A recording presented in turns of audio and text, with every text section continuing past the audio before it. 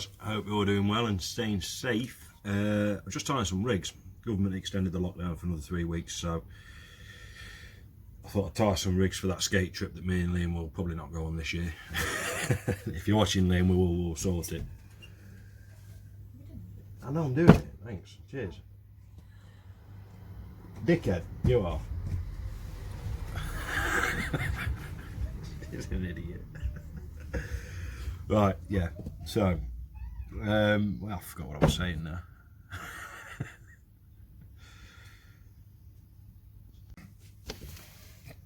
Take two.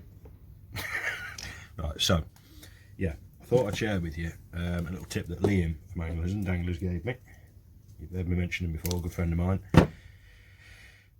It's a dead easy, simple way of making a stock bead. You get your line you're using. I'm using ASSO Classic 50 pound. You get some rig tubing. As long as it's soft and subtle, it's easy for you to say. Subtle, flexible. It'll do. You cut about 5mm off. Point this down, bear it up. About 5mm. And you thread it through like that. You get the tag end and you thread it through like that, and then you pull. That will slide up and down. So that's what you're left with. It doesn't kink the line. It looks kinked, but when you move it, it's not kinked. You put your bead on, and then job done. That's your stock bead. So you can use it if you was, let's say, float fishing.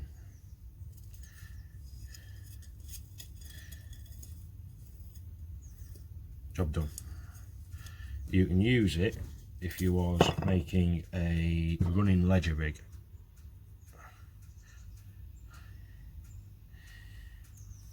Because this is fully adjustable.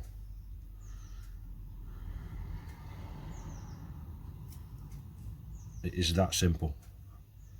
It's an outstanding little trick. Like I say, Liam showed me. I'm using the Gemini rig tubing. It is soft and flexible.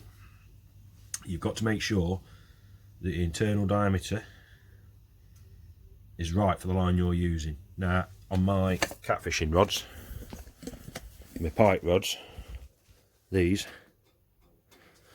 and these, I'm using 20 pound Nash bullet, which is 0.40. I think I'm gonna have a look now, otherwise it's going to annoy me.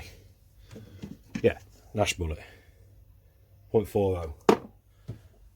ASSO Classic 50 pound is something like 0.52 or something. 80 pound again is thicker again. So you've got to, when you're picking, yeah, 0.90 for 80 pound. It says just there. So you've got to take into consideration the diameter of your line when you're buying the rig tubing. But it is brilliant. It is, like I say, it's got a multitude of uses. I'm doing this just as a stock bead for me, my pulley pennels, as I'll show you.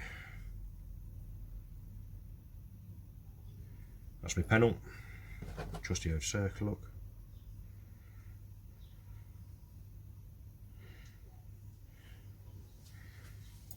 Tie my hook on. 2-turn grinner knot, back up through, wet it. You don't actually have to wet it, to be fair.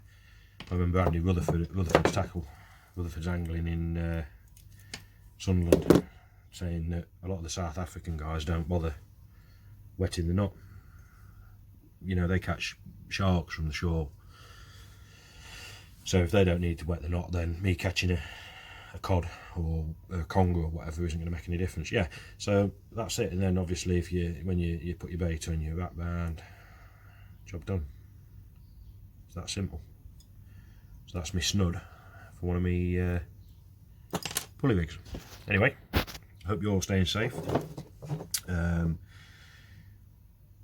Me and Liam will be getting up north this year at some point for the skate. I probably won't do a video on it purely because of where we're going. You know, we don't want the marks getting inundated like a lot of other popular marks that are now famous, that have basically been ruined. People posting stuff on social media.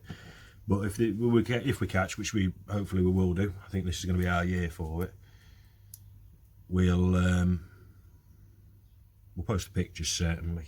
I will be planning another catfish session as soon as this lockdown's complete. I probably will do a video on that, although I need to speak to Graham, the bailiff, and see if he minds me videoing the water, which I don't think it will do. I mean, it's good publicity for the water. Not much else to tell you. So you guys stay safe, and I'll see you all soon. Take care.